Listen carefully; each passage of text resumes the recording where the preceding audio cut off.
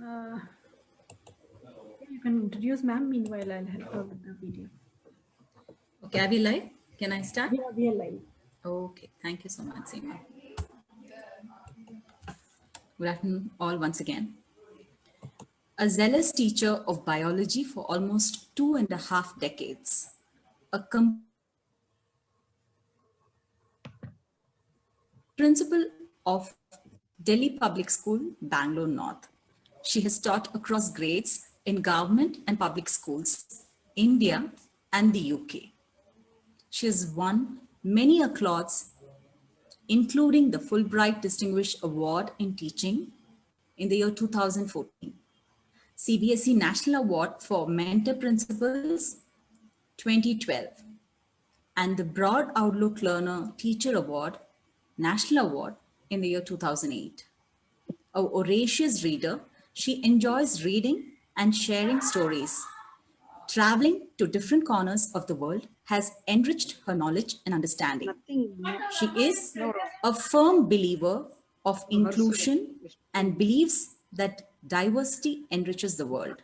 As an educator, she feels blessed to be in the 21st century and feels immensely privileged to be an active contributor in preparing children for the fourth industrial age, balancing scientific progress with ethics, morals, and values, and thereby enabling children to make informed choices, makes what she is doing even more challenging. Welcome you, ma'am. The platform is yours. Thank you. Thank you so much, Priya. Good evening, everybody. This is the penultimate session of the 3-day marathon Teach-A-Thon. I'm sure the participants, 500 of them who've been here these 3 days, deserve a huge round of applause for their tremendous patience and their passion for education, and that's why they're here. And I hope my session is as interesting as Manila's, and keeps you seated for the next 1 hour or so. I will start with my and before I start sharing my presentation, a happy Rajyotsava to everybody. 1 second, share screen. Yes.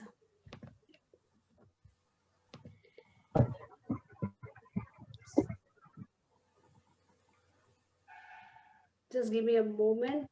Technology says thank you, the first slide. Is my screen visible to everybody? Yes, ma'am. Clearly. Great. So I've been asked to speak about instructional tools, and the next session is also on instructional tools. And that is coming from someone who's a service provider, and they make content and they make tools for learning. So I decided to do something different. What I'm going to share with you is tools that any teacher can use, whether in the physical space or in the virtual space. My subject is science, and so I will relate it to science, but these are tools that you can use anywhere in is not every teacher needs to have every skill. So do not be disappointed or dejected if you think you are not like someone else. Today the world has the internet, and COVID has kind of showed us that every teacher can actually leap up to the occasion and make herself a better teacher using technology. So there are innumerable resources available on the internet. There are amazing teachers across the globe who've done some fantastic work. There are organizations that offer open educational resources for free. So please use all of them and make your classes better. When you have to teach a subject for many years, I have been teaching for the last 30 years. I've taught across. Voice is not audible.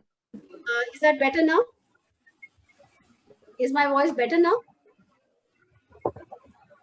It's Is breaking everybody in between. Yes, ma'am. okay? Is it for And everybody? please come close to the mic, ma'am. Okay. Close to the mic. Yeah, is that better now? Yes. Yes, ma'am. Okay. Yeah. Okay. Okay. So it doesn't matter who you are. You can. And everybody can be amazing teachers. So I've chosen science, and I said, why science? And I'm going back to the NEP because science, having a scientific temper helps everybody, right? We can make science experience in the class varied. We can make it different. We can make it special, and that's where the experiential learning concept of CBSE comes in. I'm relating all these terms and technologies with CBSE because we are addressing a group of CBSE schools. So you must know that the CBSE had two themes. 2019 was the year when they had experiential learning as a theme, and 2020 is competency based learning. And so we're going to talk about both of them. Science involves active learning and participation of children in their own learning, and it also helps them to develop a conceptual framework as to develop problem solving abilities that the world requires. 21st century skills, all of them. Where can we learn science?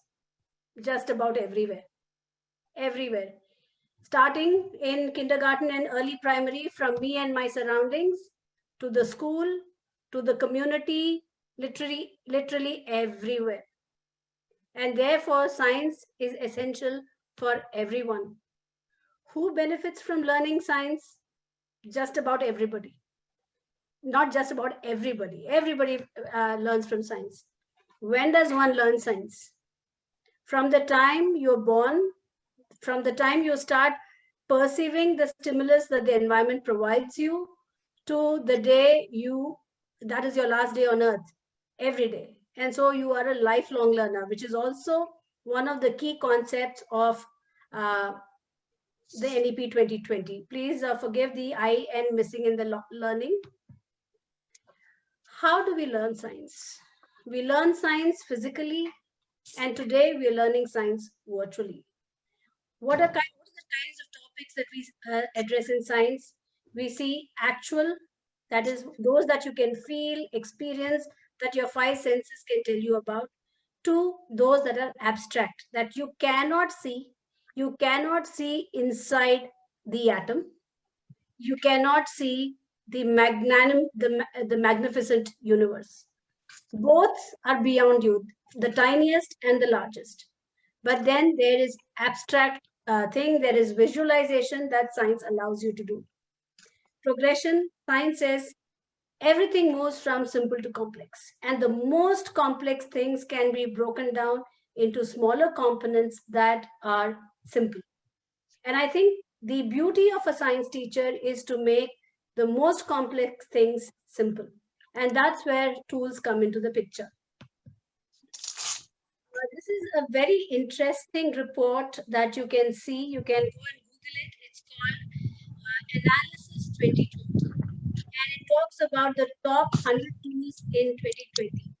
I think now most of you must be using most of these tools out there, from chat and video meetings to forms and surveys to conduct your tests, to do games and tests through Quizlet, using learning platforms like Microsoft Teams or Google Meet. Our school has its own platform called Entra, to student engagement tools that give you immediate feedback from polls, and then items like Kahoot, collaboration tools where children can do collaborative projects like Google Share, Trello, emails, Pinterest for curation and infographics, research tools, translations, tools like Audible, where the child can hear rather than, read continuously. Lots and lots of tools. It's a very interesting one. And you would be very happy to know that any guesses someone can answer on the group, which is the number one tool that's been used so far? Which Zoom. Is the, sorry, please go ahead. No, it's not Zoom. You're very close, but it's not Zoom. Okay. The top tool for education has been YouTube. Oh, yes. Google Classroom? No, neither Google Class. I'm talking about educational tool that students have been using extensively to learn. YouTube.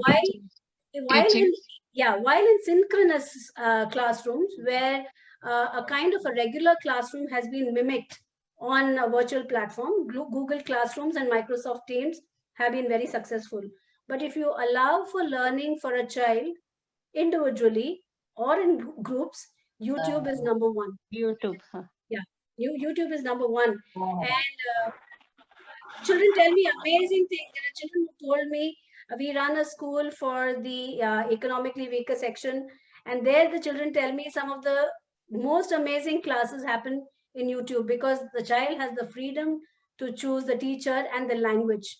So a Tamil speaking child can learn about force and friction with a Tamil channel on YouTube. Now that is the beauty of the internet. And so YouTube is number one. Zoom is a little behind that, and the others are behind that as well. So please have a look at Analysis 2020. It will be a very interesting read for you. I put across something in a tabular form. Look, I put the tools on my left-hand side, and I put the physical and the virtual tools next to it. So what are the tools that we use to teach and teach science specifically? But these are tools that are used by everybody, most of them. Space. In the regular schools, it used to be at home or at school or the community, wherever. Today, it's on digital screens. We are learning together today. The boards, from blackboards to green boards to whiteboards to a digital screen. In fact, one of my teachers said, my vice principal said, ma'am, please put the board also alongside the digital screen, because a lot of us use the whiteboard behind us when we're teaching on a digital screen. Books, from hard copies and textbooks, we move to e-books. Demonstration from teacher-led to individual simulations that children can work with, from physical laboratories, tinkering labs and maker spaces to virtual labs. Projects, we're still doing projects, but we're doing it on virtual platforms. Assessment, formative and summative, that were pen and paper, now are becoming online. Most of you would have done formative assessments in the form of quizzes or multiple choice. And some of you would have been brave enough to do some kind of a summative assessment also, and which the teachers have been correcting. I think all classes that do 10th and schools that do 10th and 12th would have done some summative assessment also. Field trips and excursions, we're having innumerable virtual tours happening these days. Science exhibitions out of school, but science competitions and science fairs are still happening virtually. So that's another tool that we use. Diagrams and charts that used to be on the blackboard, now on the visual screen. We're using a lot more infographics. We're using a lot more screens like this. So one of the biggest advantages of the virtual platform has been the time that has been saved in the classroom of the teacher writing on the board, because now she has content that is ready, and when the class starts, she can immediately start sharing. So learning and teaching is very, very simultaneous. So this is a great tool to have that way. Graphic organizers, we used to draw on pen and paper. Now we use number of graphic organizer tools that are available.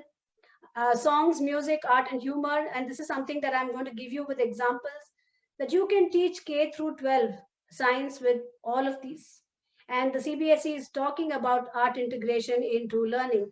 It is so important that we have all of this, because these things make learning very, very different. Science games, and I'm going to share some of that with you. Technology, from the smart board in the classroom to every child having multiple devices. Even as I am doing this session, I have my iPad and I have my phone and my screen in front of me, and that must be the case with many of you out there. Mass media, we were using the newspaper extensively, but now we are using TV. In remote areas of India, classroom learning has been happening through Doordarshan and TV. And other in cities, you have other channels that subscribe to learning. Movies, documentaries, series, and channels and social media all have become tools to teach. And these are some of the sites that I'm going to take you through today. We use all these tools regularly in our classes. Role play. I think anybody who teaches science knows that role play is used extensively when you teach in biology, organs and organ systems. So someone becomes the heart, someone becomes the blood, someone becomes a red blood cell, and they each talk about themselves and they connect with each other's role. And so role play becomes very interesting because each child learns a particular role, and when they put that together, the whole class has a session. And so it takes every child into the picture. And at the end of the day, you have learned the chapter in a very, very different way, something that allows for both audio, visual, and kinesthetic learning. So a lot of that goes into role playing, and it addresses the needs of almost all kinds of children. Another thing that we do is interviews, where we, someone interviews an organ, or, a force or a friction, and they tell you what they are. And that becomes easier for students to understand as well. Visual clues in the forms of charts, posters, graphic organizers, all that we put in our labs and science classrooms are all visual clues. When you keep seeing things again and again, it kind of remains with you. Science cards, we use them to play individual games, or we use them to play group games, where it could be, match the word. So someone who has photosynthesis, and someone who has carbon dioxide and water and sunlight, each of them will start picking up their things and then come together and say, this is what is photosynthesis. So that kind of science cards are used in classrooms. We also use them on the virtual platform. Word walls, all our classrooms and labs have plenty of word walls. When you look at scientific words again and again and again, they imprint. And so your vocabulary in science becomes very, very specific. It's very important for children to have correct scientific terms. They might know the concept, they might know the process, but if they don't use the keywords in their answers, then the scores are not there. So very important to keep exposing children to word walls, word parts. Now, word parts is all about learning. Science can get very overwhelming because there are very large words. And these words don't seem to have appeared anywhere else. But when you break down those words and look at the English of it, then it becomes a very, very simple thing. For example, again, photosynthesis. Photo is light and synthesis is to make. And so you can get children to play with words and say, if photosynthesis is photo plus synthesis, can you make some other word with photo? And the child will say photograph. Now, this and graph is a picture. So photo and graph is a photo picture of yourself or someone else. Photo and lysis, when they grow a little higher, lysis is to break. So using light to break, photolysis. So no, they're protecting them. They are this one very rare. Like, don't take them, please. And so you are integrating language development into the learning of science. And there are plenty of word games like dictionary. I'm sorry to interrupt, ma'am. Ms. Jyoti Ramakrishna, can you please mute yourself? No.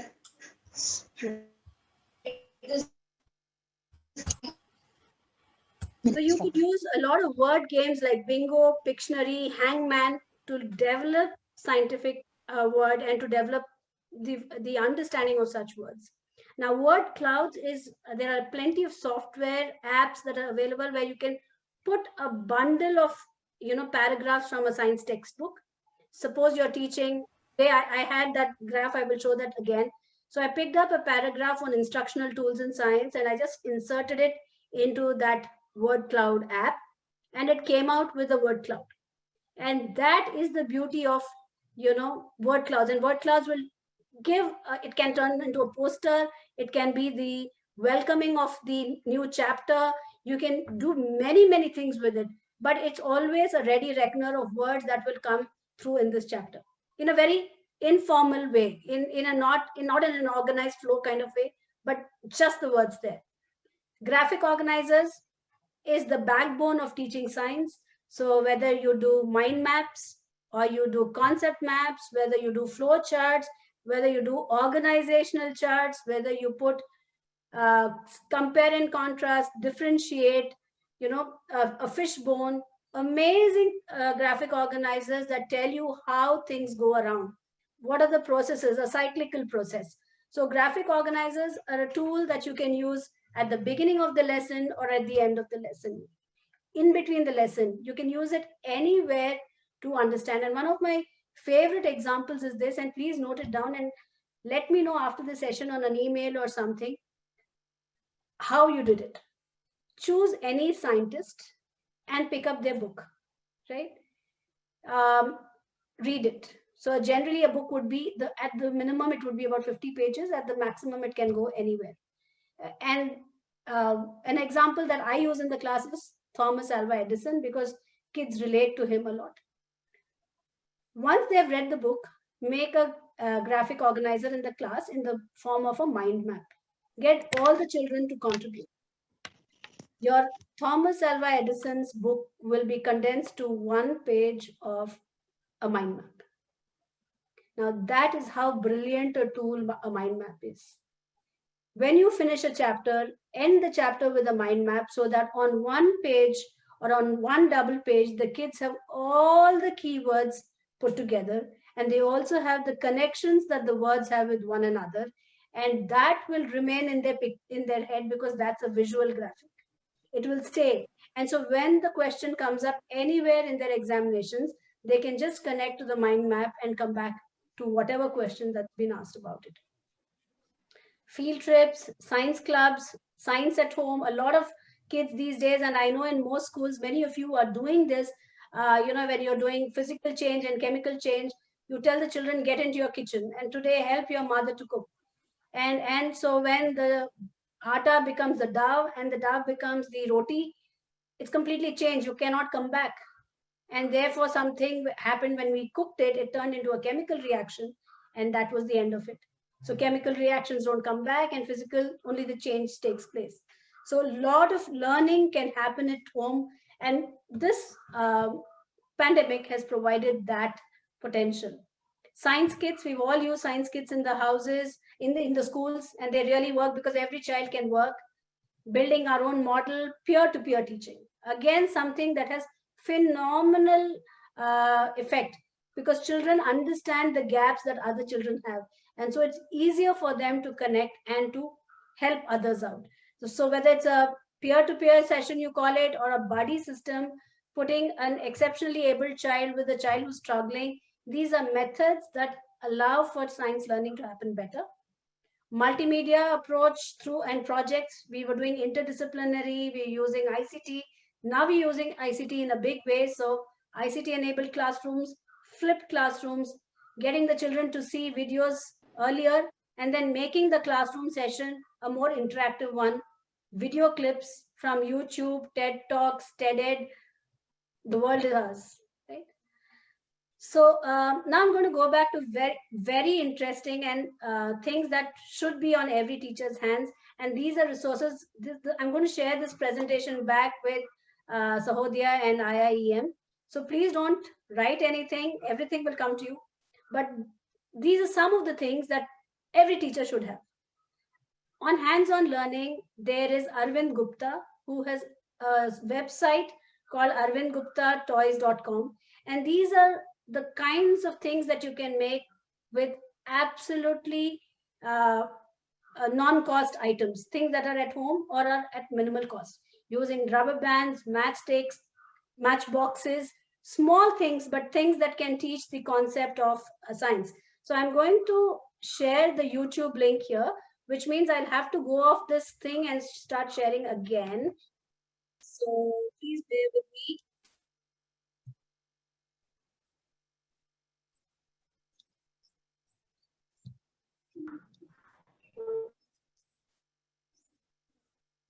Is Arvind Gupta a screen visible to all of you?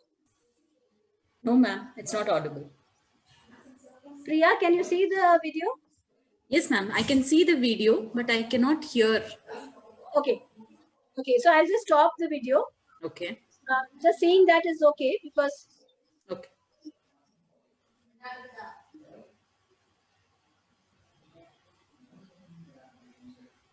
So that was Arvind Gupta sharing experiments. I'm going back to my PPT.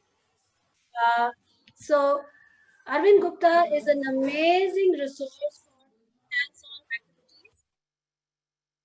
Can you hear the voice now? Ma'am, it's breaking. One Your second. voice is breaking.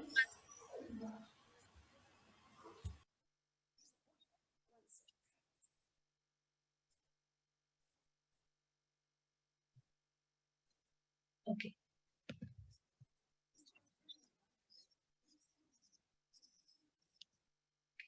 I'm sorry for the inconvenience. I'm just coming back to my PPT. Yes. Yeah. So make a note of Arvind Gupta, and there is a great thing out there. The next I'm going to tell you is the magic of storytelling in a classroom. And one believes that storytelling is for kindergarten and early childhood, and older children will not enjoy storytelling. But storytelling is magic. You can teach genetics to a class 12 student using storytelling, and you can teach the atom to the middle school child with a story. And here the example that I'm giving, again, we don't have to be creative. There are enough stories on the internet for you to pick and choose and to make it yours. The story I'm going to share with is about the story about the inside of the atom. And here the electrons are seen as Harley Davidson bikes, which kids love. All boys would love Harley Davidson bikes. And there are activities of coloring that all children will enjoy. And there is a song that's based on a very famous song that all children know from Cartoon Network. It's called the Addams Family song. And this has been turned into the Atom Family song. So let's go and have a look at this site, which means again, I will stop sharing this presentation and go to, okay.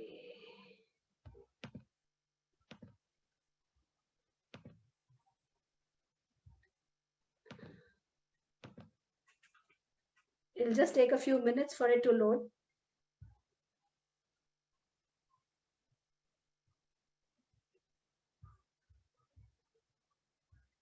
Let's see if it's there.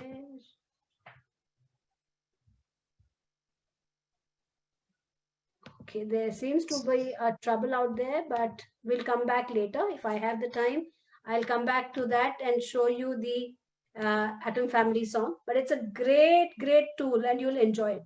You could also talk about stories of scientists, because that kind of motivates children to look at things in a scientific way and to show that someone didn't have to be a celebrity. One did not have to be the brightest child in the classroom to become the scientist. And it is just passion, curiosity, wanting to learn that has enabled people to be who they are. So very inspiring stories. So use that in your classrooms as well. Storytelling, a great tool. And if you are not by nature a good narrator, it's okay. There are online videos that show stories. You can use that. And I think that's where one needs to use technology, because it can complement your abilities. Okay. Yeah. So here we have the Atom Family. Can you see that? Priya, can you see the Atom Family on screen? No, ma'am. No. No. No. Okay. Right here it's there. Okay, now this is it. Yes, ma'am. Okay, there's a very interesting thing. This is a story. So there's a place called Matterville, and there is a nucleus arcade where there are two members of the Atom Family, Perky, Patty, Proton. Okay, and she has a huge smile on her face, which go up to her eyes, and so she has a plus. Okay, what a beautiful way to remember that protons are positively charged. And then you have nerdy Nelda Neutron, who is like Patty, but she's boring. And so her flat mouth and eyes with zero expression. So a neutron has no charge, zero. And around the nucleus, you'll find a series of roadways that are used by another member of the family, Elliot Electron. And he races madly across the arcade on his bright red chrome-plated Harley Davidson. He rides so fast that no one can be sure where he is at any time. And he's always angry because these bigger relatives will not let him in. He has a squinted frown on his face, eyes that are squinted with anger, and a very negative attitude. And I think that is so beautiful for children to remember the charges. Okay. And then there is every story has to have a moral. And it says the moral of Matterville is stable as long as each negative electron brother is balanced by a proton sister. So again, telling you the number of protons and electrons need to be equal if an atom has to be neutral. So, and here children draw, they will draw the picture, and this is Matterville, you can add up, and this is the Atoms family song. Is there anyone in the group out there who knows the Adams family song? And if you know, then you can just sing this, the first paragraph. Anybody of the 500, please unmute yourself and you can sing. Would anyone like to go for it? So I'm not too good on that, but I will try. So it goes in the Adam family song as they're teeny and they're tiny, much smaller than a beanie. They never can be seeny, the Adams family. And that's how it goes, paragraph after paragraph. Teachers might not know it, but children know the Adams family really well, and they love singing it. And when I used to teach primary science, my children would keep singing into the classroom after I have left. So, and the other teachers would say it's such a pain to get them back into our classes. So I'd say, get them another song, give them another song in social science or in math, so that they just love singing. So that is the Adams family: storytelling, singing, drawing, all activities that can go into teaching of a topic. Chemistry, a very abstract topic, that is the atoms. So that was an example that I wish to share with you all. Very important, science, especially physics, has a number of topics that students find very difficult to understand, whether it is center of gravity, whether it's mass and weight, velocity, acceleration, momentum. And these are all things that they experience in the playground. Trajectory. So please use the playground as a tool to teach physics. It's great. So while one person is doing, the others are observing, someone else is taking down the timing, someone is recording, someone is clicking pictures. And so it is a collaborative effort at learning physics. And I've known students to do extremely well with this. And then you can come back and do the same thing as a simulation on innumerable simulation tools that are available on the internet to understand these concepts. So the play field as an important tool to teach physics, please use it. Social media, plenty. You can use Facebook to teach, you can use Twitter. A lot of students these days, especially in senior school, are on Twitter, and they are following a large number of scientists, people in the IS who are in education. So this becomes a point where they can see the work of prominent people, and they can also comment. So I, for one, know that my students whom I teach biology to are, they listen a lot to Richard Dawson. I'm a great follower of his as well, because he kind of says where science is and what is science and what is not science. And we follow him. A lot of my students follow Elon Musk and his space program. So a great tool, social media is a great tool to teach and to learn. And Pinterest is a fantastic tool for teachers to use infographics, because infographics are visual and they stay with teachers learning, students learning. Pinterest is also a great platform for collaborative project work. So try and explore both of these. You will find them very, very effective. Virtual and simulations and animations, the internet is full of them. I think a lot of us in India are using Amrita OLab, so I'm not going to check that on. But the next one that I have is a great tool. So while it loads up, it's called the PHET. And this has science simulations for all age groups, from primary to grade 12. And that is, while it loads, you're still able to see my old screen, right? Ma'am, previous slide, please, ma'am. Previous slide? Okay, one sec. I think that's loading. Okay, one sec. The screen is this context-based learning, Yeah, ma'am. I am going back to the old one. One Yes, second. ma'am. Just give me- Yes. Thank you. Where you had given links, ma'am. Yeah. I'm coming back to that. But before I give the link, let me go back and share this site, which I said is a grade tool. Okay. So this is called the PHET. Some of you must be using it. It's the University of Colorado's site. And you can see as I scroll that it has topics in science for all: physics, chemistry, math, biology, earth science, every topic.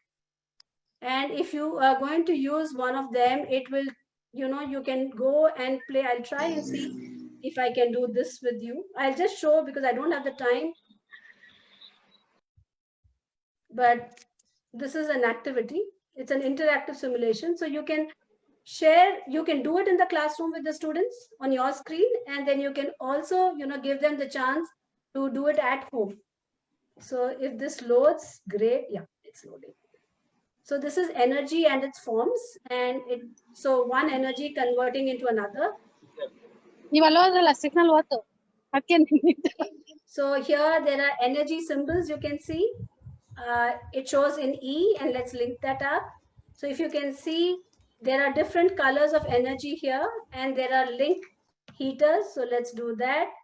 You can increase the temperature or decrease the temperature, and you have water and you have oil. So let's see what we can do with these. The loading on my side seems to be taking a while, but you can try this. And yeah, this is a beautiful example. So here you have energy symbols I'm ticking. So you can see on my right hand side, you have mechanical energy, electrical energy, thermal, light, and chemical. And this is a child who's cycling. So when I click on the child and when I start it, and the child starts cycling, you can see the color of the energy changing. So chemical energy getting transferred into mechanical energy, and from mechanical, it goes into electrical energy at the turbine, and then it goes to water where there's heat energy. Yeah, and so that's happening. Now, if I replace this water with a kettle, you can, the child with the kettle, you will see something else. You can replace each one of them and get a different tool. And here you can change. So you're using solar as the platform to convert solar energy, that is light energy, into heat energy. So plenty of lovely examples out there. So I stop sharing and I go back to my PPT. You wanted the previous slide, right?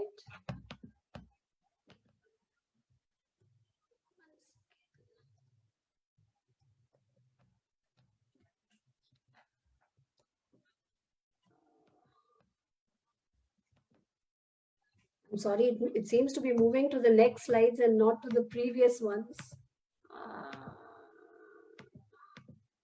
Let me finish this. Escape. I'll come back again. Is that okay? Yes, ma'am. Yeah. I will.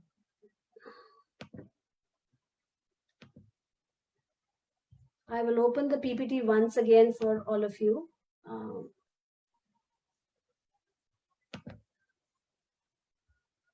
Thank you for your patience. And this is what sometimes technology does to you. So in the meantime, if your screens are open, you can start playing around with some of the tools that I have shared. Okay. Come back.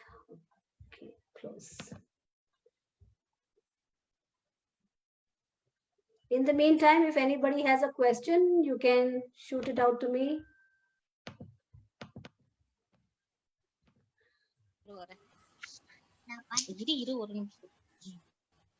Whether you can read out the question. Okay.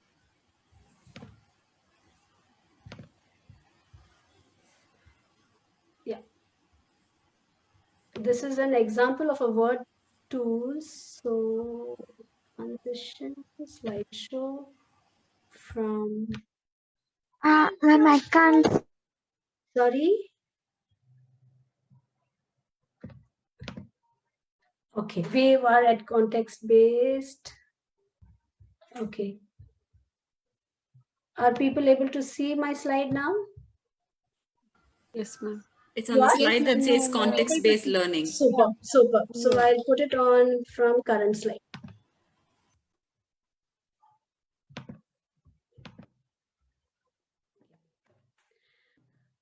This is also something that is very interesting when you make science real, when you make it context based, when you teach science that is relevant. And one of the best ways of doing that is going into the newspaper or the television or any other source that gives you your context. So we've been talking and hearing in the news is all about COVID. And recently, Delhi has seen a huge spike, right? Pollution levels are high, winter's setting in, and COVID is back with a bang of 5,000 cases per day. Now, what an interesting way to teach pollution. What an interesting way to teach the spread of COVID. What an amazing way to say, is there a correlation? Is the scientist in me able to correlate pollution and COVID? Or are they two different things? Because in science, nothing is wrong till it's proven. But you're using the news that you hear every day. Should I plan a travel to Delhi to attend a friend's wedding at this time? Is it going to be safe? Is it not safe? If I do go, then how should I go? If I'm asthmatic, what should I do? If I'm diabetic, what should I do? If I'm traveling with my grandmother, what should I do? If I'm traveling with my baby brother, what should I do? Amazing kind of interactions that you can bring about just with a little piece of an article from the newspaper. Right? So context-based learning, so important and strengthens learning. Remote labs, I love this concept. My students haven't done that. I'm planning to do that because I teach biology and there are not too many biolabs in the world that allow for remote access. But there are some amazing chemistry labs across the world where you can tie up with from your school end and your kids can do some real world activity. And I'm going to show you one of my favorites because all kids like radioactivity. They love, what happens there in uranium and, but you can't do it. You can't bring these substances into the lab. So how do you get them to feel that you're actually working as a nuclear scientist? So this is PBS Learning, another great site to be teaching. So here you are working in a lab that is a real lab and you have their simulations and videos and you can participate in these online experiments and then post your questions, not to your teacher, but to scientists out there who will answer your questions. So again, the loading is taking a while, but while that happens, we will have to wait. Nirmala ma'am has raised a hand. Nirmala ma'am, would you like to ask a question? No, ma'am, sorry, by mistake. Okay. Are you able to see my screen on remote labs or the one on radioactivity? No, it is on remote lab, ma'am. Okay, cool. So here I go once again, and I'm going to go to the remote labs and share, and there you go again. Yes, ma'am. So the director of the lab, Kemi Jonah, is going to be your guide.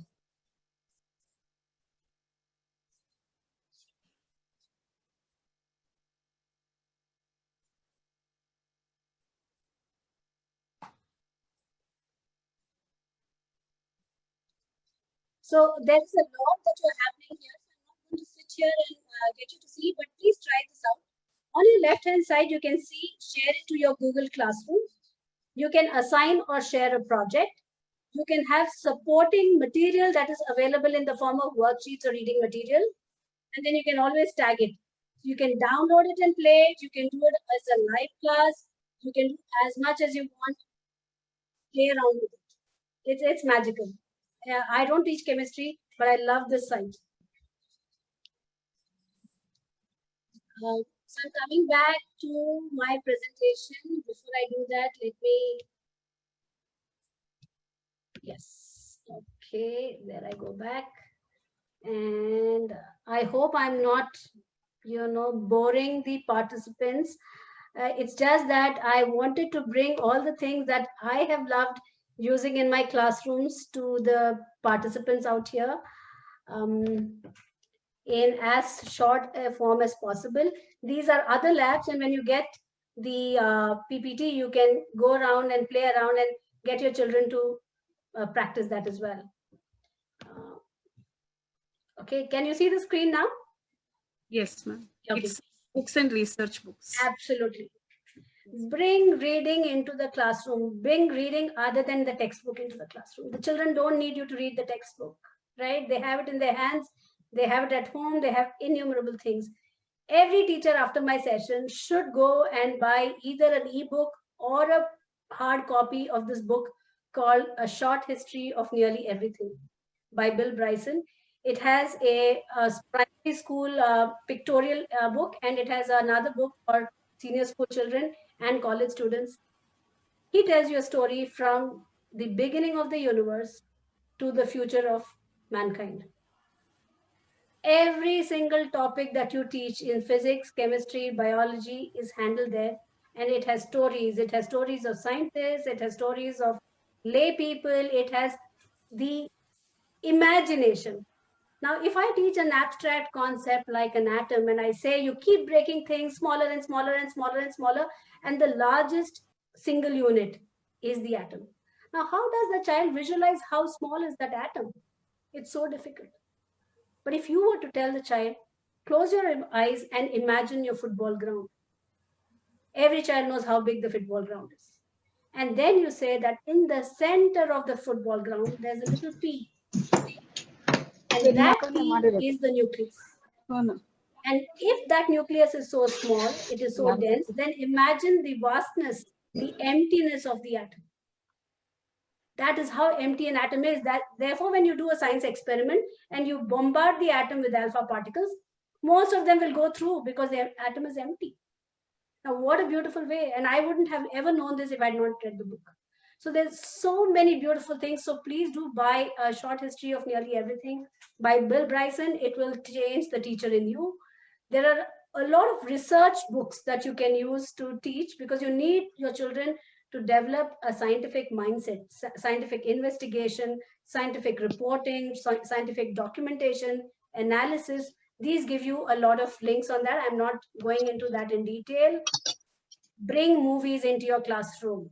Teach with movies, TV series, documentaries. I use movies extensively. I mean, there's not a single child who has not seen A Brilliant Young Mind.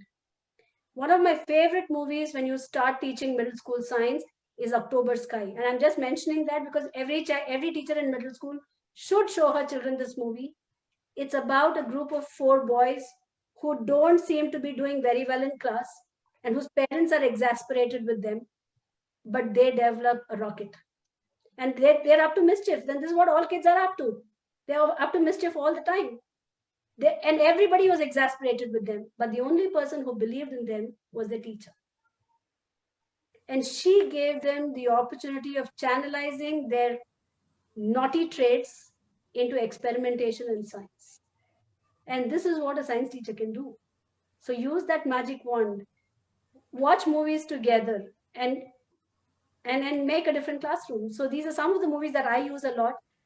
One of my favorite, because I teach biology, so a lot of doctor series is what I bring into my classroom, because it tells you about diseases, it talks about genetics. And one of the most brilliant teaching sessions that I have been taught has been by one of my students who used House MD to teach all of us about a rare genetic disorder. And he started the class by saying, how would it feel if your 3-month-old child touched an iron box and did not cry? How would it feel if you had an 8-month-old child who put his hand into an electric socket and didn't feel the shock? How would it be if someone poked your toddler with a pencil and he didn't cry? And he said, this is because this child has a rare genetic disorder where they do not pain. Now, what a brilliant way of starting. And I said, where did you get this? And he said, I saw this on House MD. And this was a session and the doctors were talking about it. And I thought I should bring it to my genetics class. And then we went back and did a whole research on the disease and saw how it was inherited, whether it was X-linked or hereditary or not hereditary, a lot of it. But, and you can always approach a class in a different manner rather than bringing the textbook and going in that order. So please use these. Science games, I spoke about it earlier as well. Lots of science games, I put them out to you for you. You can play them on pen and paper. You can also have interactive games that you can play with. Science songs. And I'm going to give you 2 songs that are for high school and for secondaries, that is senior school. One is a chemistry song, one is a biology song. At the end of the song, all the students you teach will know the 114 elements and they will know the most important concept of genetics, that is the central dogma. So let's see these 2 songs and they are my all-time favorites. One second.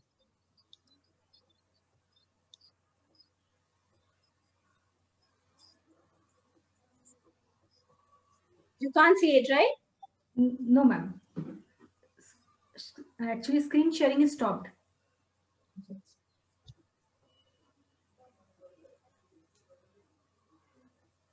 Yes. Can you hear it? You can see it now. No, ma'am. But we can't hear. Yeah.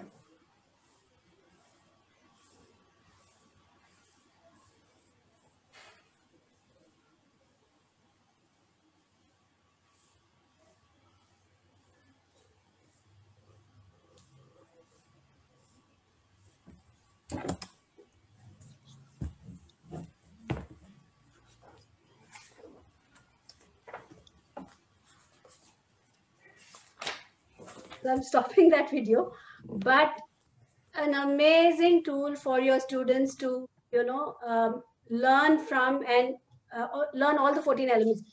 This is based on a popular song, and so they know the tune and they can just pick it up. The next one that I'm going to share is a biology song.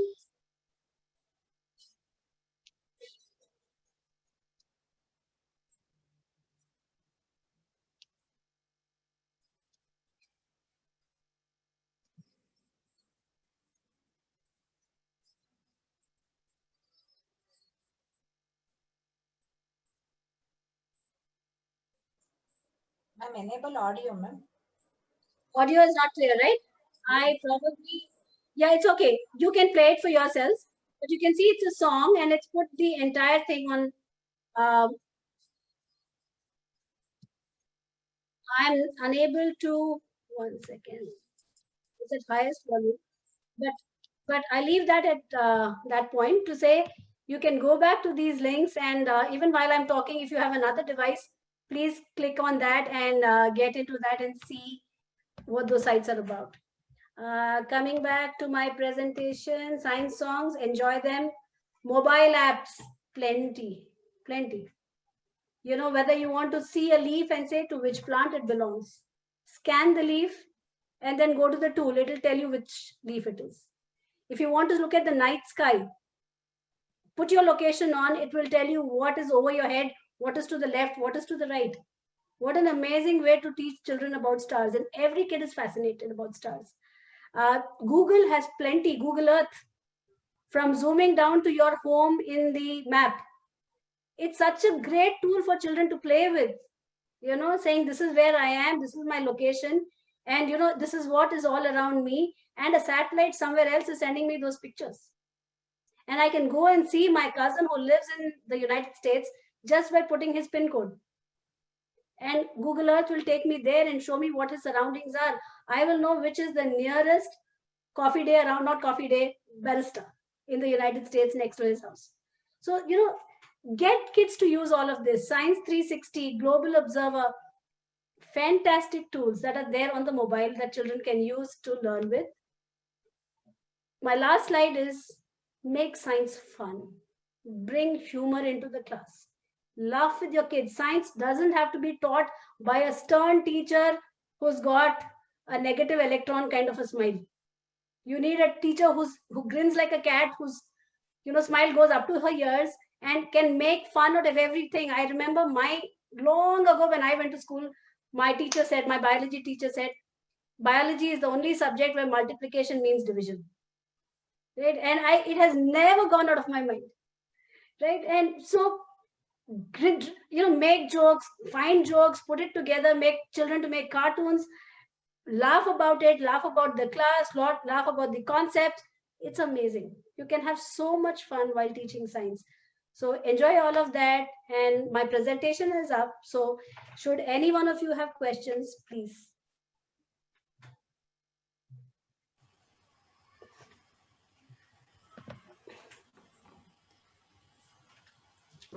Ma'am, we hardly see any questions. I think everybody's understood. It's just that, or it was just everyone wants boring. to know more about the link, the song that you were talking about. Okay. So shall I go back and send you the link? Yes. Just go to Google. Ma'am, it's pasted, ma'am. Principal ma'am has pasted it. Okay. Otherwise, just go to Google and say the Element song, or go to the Google and say Central Dogma. Jayalakshmi ma'am has already posted, ma'am. Oh, super. Okay, I think, ma'am, the session was really wonderful. That is the reason everyone, they were into most of, they wanted the links or what I can say, the exact mobile app and whatever the app exactly, that links they really wanted, because, all of us in this pandemic situation, you have given us the pathway in which way we can just take our online sessions so comfortably, interestingly. In fact, the online has created a platform now, the virtual classes. I think that is what is the main challenge. And we ourselves, all the teachers, educators can claim that we are the frontline warriors, COVID-19 warriors also. And now you're making it interesting, I think, through your, this session. I think this session has provided us especially the tools and strategies. The main thing is strategies which we can use in our virtual classrooms. I think it really will help all of us for making our class more informative, more useful, and more motivating for the children. Thank you so much for this wonderful session, ma'am. It was really very informative. Thank you so much. Thank you, Dr. Veda. This is just, I had a time constraint, and to put 30 years of your tools into 1 hour is a difficult task. There are innumerable tools that I have and which I love using. I will share it with the group. Yes, and the teachers yes, can we'll play be around sharing with it. They will find more tools, better tools than mine. Yes. But to start off, there will be, there are forensic investigating labs where you can go and learn genetics by finding out why the czars of Russia had hemophilia. So the Sherlock Holmes in you is stimulated, the scientist in you is stimulated, the historian in you is stimulated, the documenter in you is stimulated. And so children are exposed to so many professions. True, ma'am. And I think that is the beauty of learning. True. And your PHET simulation, I think That's it's a fantastic tool for everyone to start using it in their virtual classrooms now. Thank you so much from the team IIEM. I would like to thank you from the heart that it was really a wonderful session, ma'am. Thank you so much for this day. Thank you so much. Any of the participants wants to share their feedback as how they felt, what they felt? If they, we would like to give the forum to them now and share their ideas and the feedback, please. Hello, good evening, everyone. This is Ankita Sharma, and I belong to the Cambridge International School. Ma'am, it was a wonderful session. Though we have been using one or two, I would say a couple of tools we are aware of, we use. I am a math and a physics teacher. And I do agree with ma'am what she said, using the playground for teaching physics. And all my Newton's laws, I have always taught them on the playground with bat and balls and two different teams. One plays, another observes. But right now, ma'am has showed us so many links and they are so interactive and interesting. Bringing all that in the class, I think it is going to be more and more fun. And we are going to achieve the objectives which are there in the NEP 2020. So, ma'am, thank you so much. Thank you, Ankita.